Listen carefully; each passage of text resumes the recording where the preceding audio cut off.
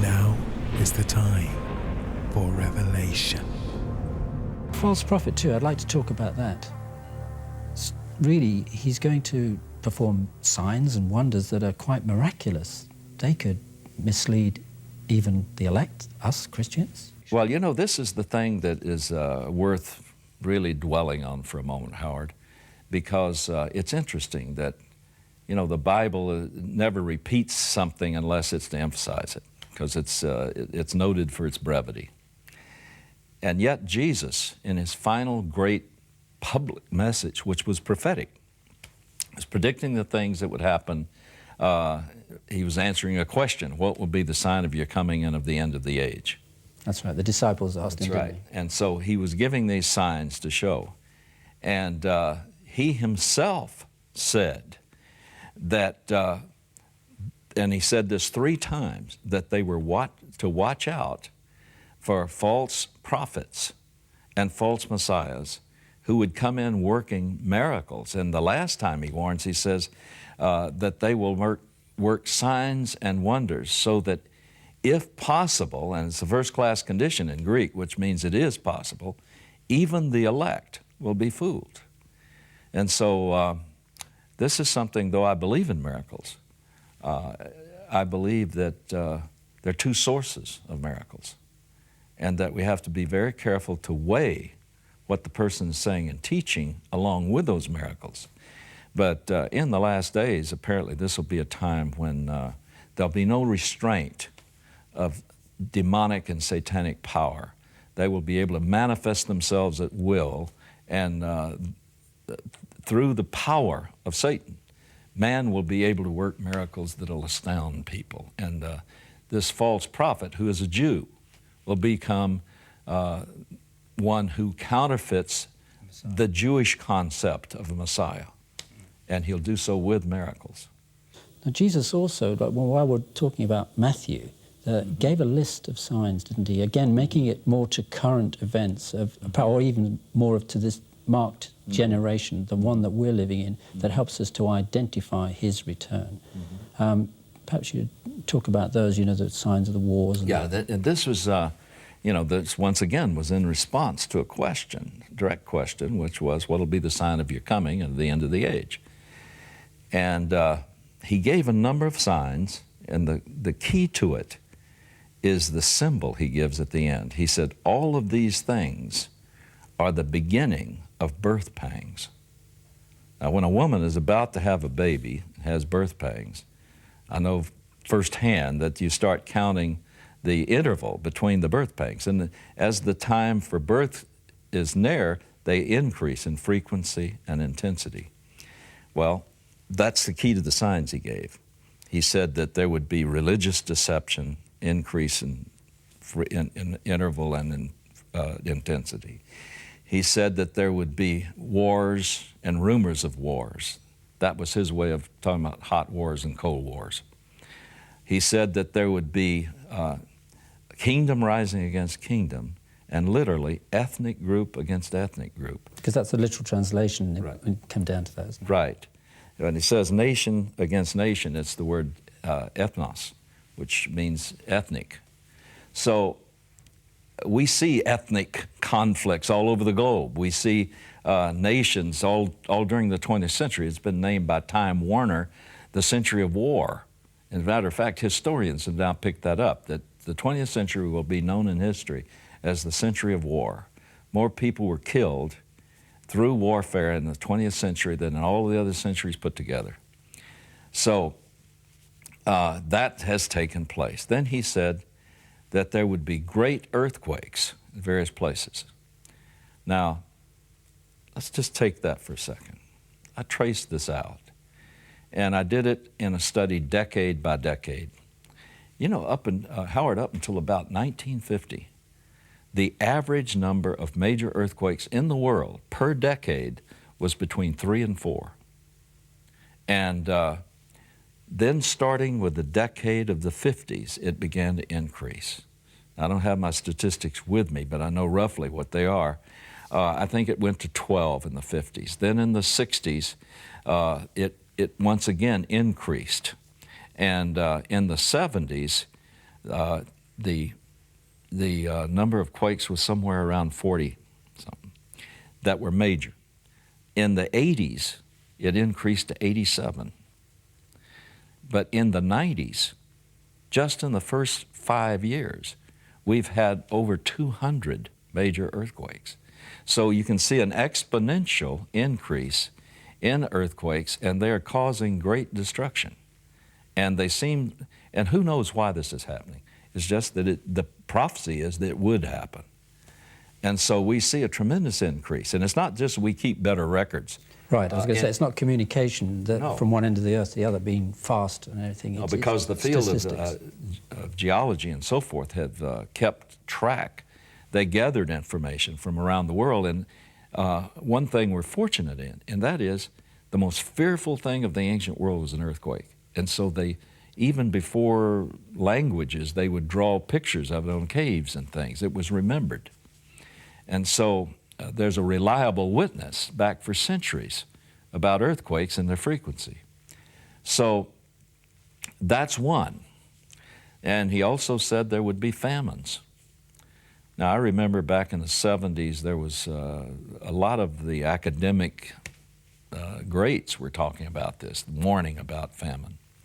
I remember the book by Charles Paddock, Famines 1975. Well, he was predicting the time when we would go into the age of famines. That is, that there would be a famine, a great famine somewhere in the world at all times. Well, starting with 75, it did start. And now today, it's a fact of life that we're with all the time. And what are we looking at? A third of the world or something starving? Oh, not starving, but really short of food. Way undernourished, Yes. way under the minimum. And for some strange reason, this is greatly aggravated by the population growth, but not only by that. See, this, if you only count that, well, you can have people show all kinds of statistics. It's not going to matter. But half of the people who have ever lived on planet Earth are alive right now. Now, this is because of the geometric increase in population. When I was born in 1929, for the first time in history, the Earth reached 2 billion. It was right at 2 billion. But since 1929, it's increased to almost 6 billion people. Now, it took from the beginning of time to 1929 to reach 2 billion. But you see the increase.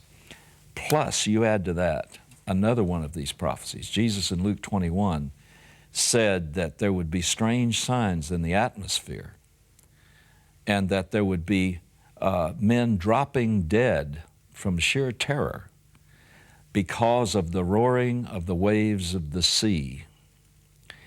In other words, storms, killer storms, come in from the sea. And he is talking about a global shift in weather patterns. This is also mentioned in different ways in the book of Revelation, by having killer sunstrokes and things like that all over the world. But if you look, just at a time when we've got the most need to increase population, increase food production for the increased population, we have global climatic changes taking place, and it's now considered a fact. There's a great debate over why. You know, whether it's the fossil fuels in the atmosphere, whether it's the El Nino or whatever. But really, it's a combination probably of all of them that are working together to shift the planet's climate. What that will do is remove a large portion of the most vital agricultural land on this planet at just a time when we need the most growth we've ever had. So when you put those two trends together, it spells major famines look forward to in the future. And also it says that there will be killer storms of unprecedented degree. Now, another one of those birth pangs is plague. And there are many references to this in the book of Revelation about plague. Plague is mentioned with the wipeout of a fourth of the population of the earth in Revelation chapter 6. when I wrote The Late Great Planet Earth in 1969, I had the manuscript, and I wanted to check with a medical doctor friend of mine, a prominent physician in Santa Monica. And I asked him, I said, you know, the Bible predicts there are going to be these great plagues in the last days, and I put this in there. He read it. He said, Hal, don't put that in there. Why?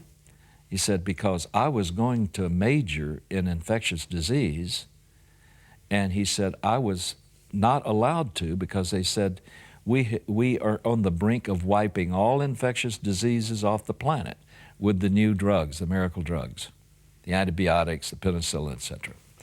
And he said, we all but have wiped out the possibility of plagues ever hitting the planet again. So he said, you're going to discredit yourself, especially given a few decades. So what happened? Well, I kept it in, and what's happening now, and just the time all of these others are increasing in frequency and intensity in concert with all of this, is that we've reached the time when antibiotics have been beaten by the microbes. I mean, there have been many cover stories on the major magazines of the world and many television specials, etc., about the fact that bacteria has built immunity to virtually every known drug we have. And in the place of the old enemies we had, such as yellow fever, typhoid, cholera, tuberculosis, etc., in the place of those old enemies are now super strains that are much more virulent and resist every known drug we've got. And so now WHO, World Health Organization, is warning that there is going to be a major plague any time, and they're trying to prepare for it, but there's no way to. I think this is happening in part, not only because of the overuse of antibiotics and the wrong use, never taking the full course, therefore allowing these bacteria to mutate and become stronger, but it's happening because of the tremendous travel system that we have now. To pass this on throughout the world. A great infectious disease breakout in Africa now can break out in New York within a week because of the travel back and forth in all these places. And so who believes that a major plague is not a possibility, it's a probability. Okay. They are the authority now on this, and though, you know, I've read many of the articles about why bacteria has virtually won the battle against antibiotics. And one of the big reasons is that the medical profession became complacent and believed the battle was over. And bacteria just kept mutating and building immunity. And so now, a lot of those cutting-edge pharmaceutical companies that used to spend millions in research, they shut down long ago thinking it was no longer lucrative. And it's going to take at least 10 to 15 years to get those back in place to begin to compete. Jesus gave us a whole list of signs, I think Matthew 24, about what to look out for in these end times or an end time period. He also went on, didn't he, there, and even just in Matthew alone. And the parallel scriptures are in Luke 21 and Mark 13. Mark 13. But it talked about being an increasing lawlessness as well. Yes, right. Oh, there's a large body of prediction about the lawlessness of the last days, and the fact that, as the Apostle Paul said, fearful or perilous times would come because of a breakdown of society.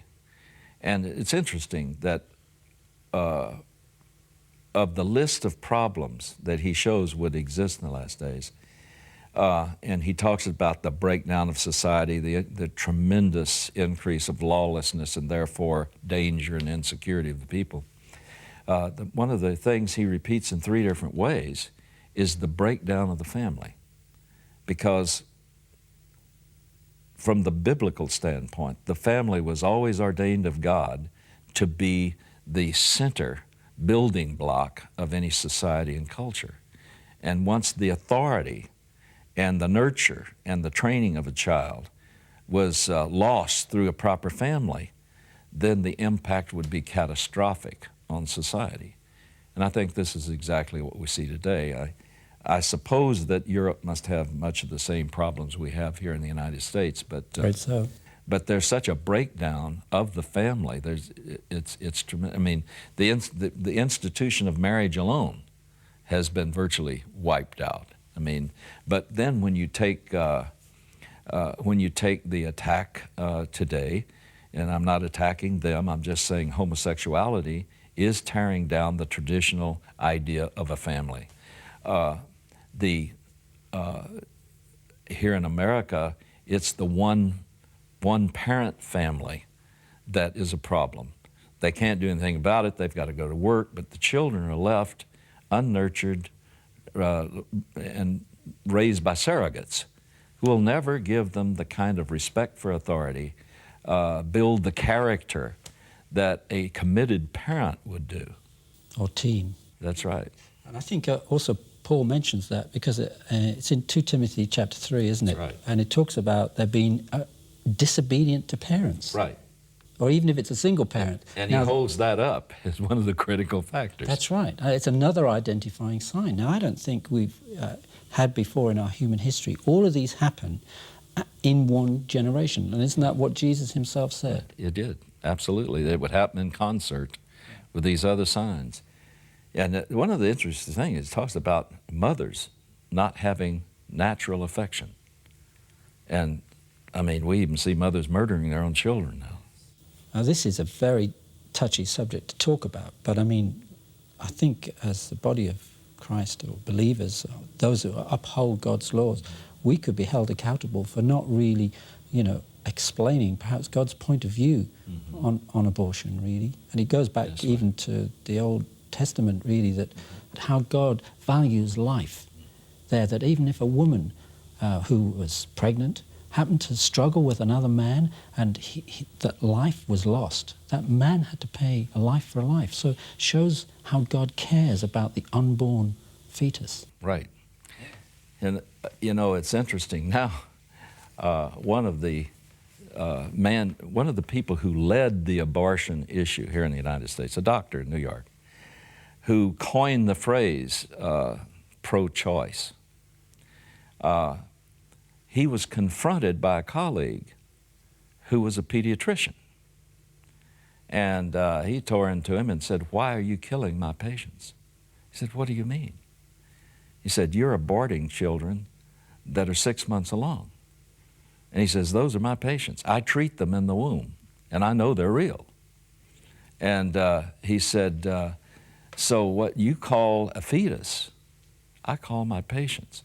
Do you know that this ate on this man to the point where he completely renounced abortion and became a fighter on the other side? Now, we don't know about that. That is well, something. Of course, they hushed it up and they tried to discredit him and everything else. Yet here's a man who personally performed more abortions than anyone on this planet. And he has said he was wrong. He has said that these are human beings, not just fetuses. So we need to take account again of God's word. Really, we talked about this in the beginning. The Bible is something, to a lot of people, is just an ordinary book. Right. What would you say to encourage the viewers that really to look at this in a different way, in a different light? Well, this is something that was very important to me to study when I was back in my youth. I needed some evidence that the Bible was what it claims to be. I knew this, that if it claimed to be the Word of God, it claimed to be the final authority to man, that it had to have some credentials.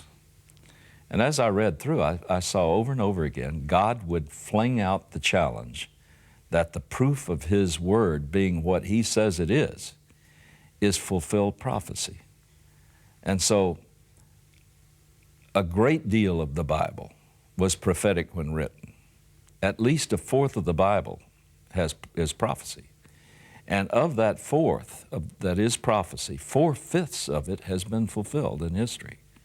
And when you go back into history past and you trace out when these predictions were made, you see that they were definitely specific, not just chance generalities, that they literally were fulfilled.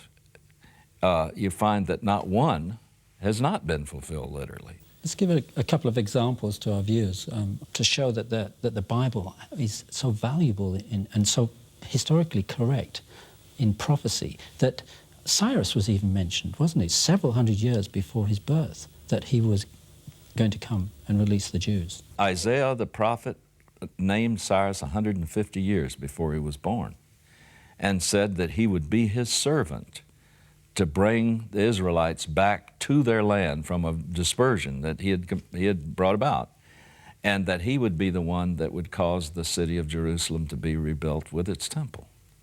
And of course, Cyrus was the one who first let them go back. Yeah, and that was a miracle, really, because here they were held in captivity in Babylon, and to think that they were sent out back to their homeland, complete with all the finances they needed and all the materials they needed. I mean, who would do that? What captor would do that to their prisoners? Exactly. You know. Exactly. The other thing I was thinking of there was even the ones concerning Jesus' birth, those prophecies, and his life and even his death, they were all predicted hundreds of years before he came. And he could not, could he, have manipulated all of those events.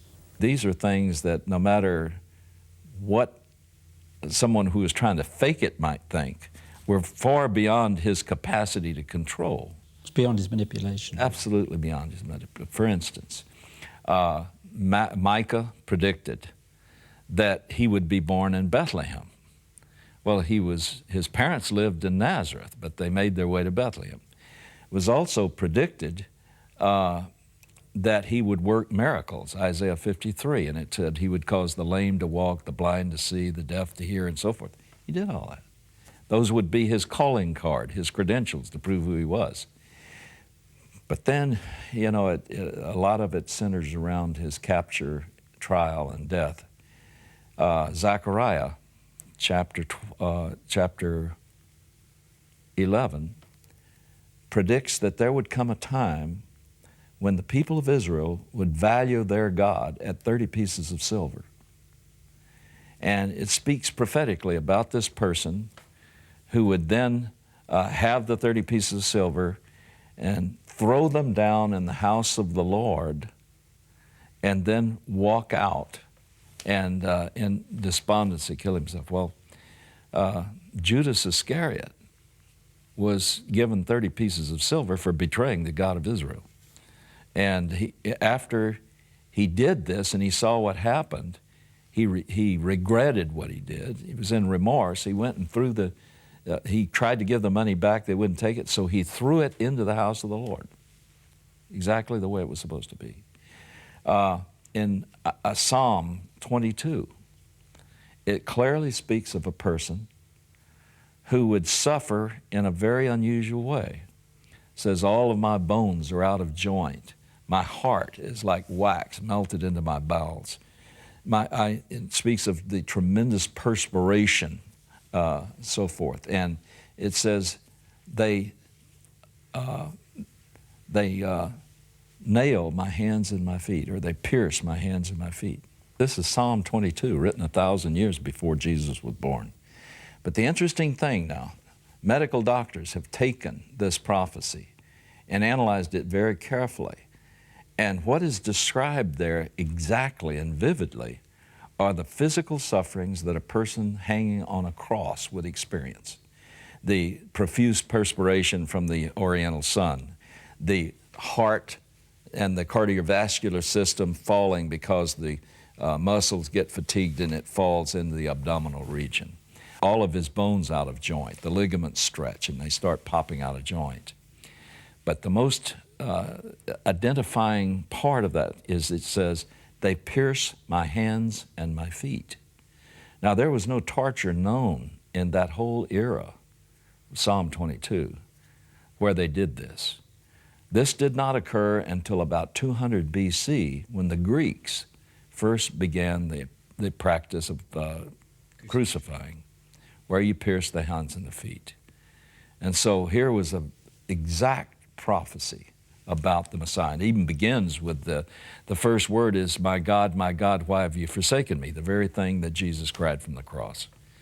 So when I look at this, I see all kinds of evidence. And then there's the prophecy in Daniel chapter 8, where it speaks of the fact that the great Media-Persian Empire, which would become the Persian Empire and the Second World Empire, as far as the Bible is concerned, how it would, at the height of its power, be conquered suddenly by the Greeks through the genius of their first king.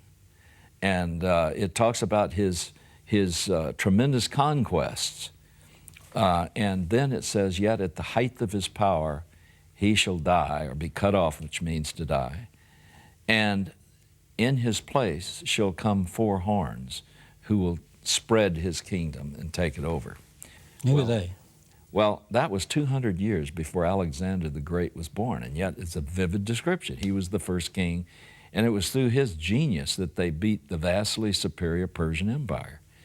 And then he went all the way into India to the gates of China, and his soldiers didn't want to go any further. He came back and out of sheer boredom killed himself drinking in Persia.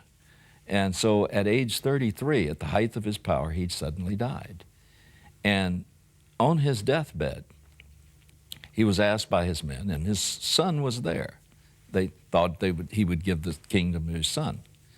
But they said, to whom do you will your kingdom? And he said, give it to the strong.